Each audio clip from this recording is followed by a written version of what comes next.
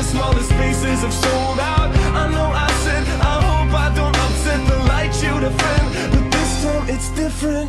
Destroy my pain, then capture life again. Destroy my shame. Dobrodošli u novi video mom kanalu. U današnjoj epizodi, kao što vidite, radimo top 5 coin flip karata u Yu-Gi-Oh!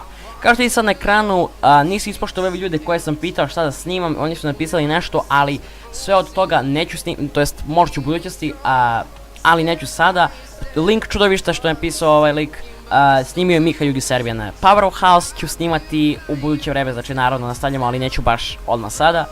Reakciju na Bakinu pesmu bih snimao iskreno, ali ne znam koliko će vas to da podrži.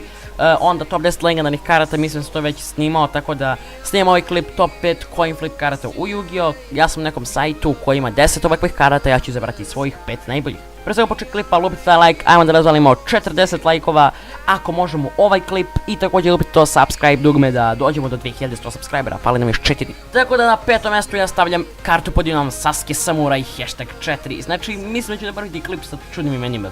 Ok, Sasuke Samurai #4, šta radi ova karta? Kao što vidite, on je pre svega warrior karta sa 1200 napad i 1200 za odbranu, ali ako ova karta napadne neko čudovište, znači može da ima i 5000, vi izaberete coin. I sada, da li će biti pismo ili glava? Ako pogodite,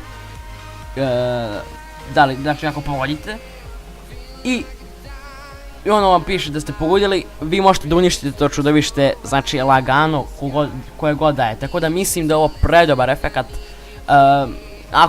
Ako ne pogodite, ode vama nekoliko životnih bodova, znači koliko ima to čudovište, pa minus ovo.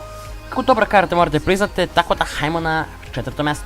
Ok, sljedeća karta se zove Tour of Doom. Volim malo da rizikujem, tako da ova karta je savršena za to. Kao što vidite, dok traje dok od vašeg protivnika semi faza, znači izaberete coin, i ako bude bila glava, vaš protivnik ne može normalno ili flipovano prizvati, znači do kraja tog poteza. A ako bude bilo pismo, znači tails, mi ćemo da kažemo da je to pismo, vi ne možete normalno ili flipovano prizvati do kraja poteza. Znači ovo može dosta da vas dezne, a može i dosta da vam pomogne, tako da ja volim takve karte. I mislim da je dobra karta da može da vam pomogne u nekim situacijama, tako da hajmo, ako verujete u srce karte naravno. Ajmo dalje da vidimo šta dalje imamo na 3. mjestu. Prelazimo na Mr. Judge.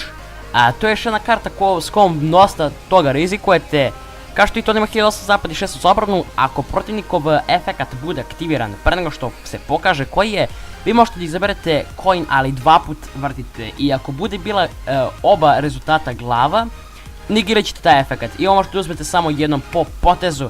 Tako da dosta puta ovo možete da radite sve dok je ona na terenu, ali ako ne bude glava, taj efekat neće se negatovati, ali odlično je to što neće se uništi ova sem ako na primjer to nije trap hole, pa eto uništit će ili tako nešto dark hole, tako nešto. Ali svakako je dobra karta ova Mr. Judge, tako da stavit ćemo je na ovo ovdje poziciju. Na 2. mjestu imamo kartu pod imenom Cup of Ace. Ova karta je slična Pot of Greedu, kao što vidite izaberete da li ćete glavu ili pismo. Ako je glava,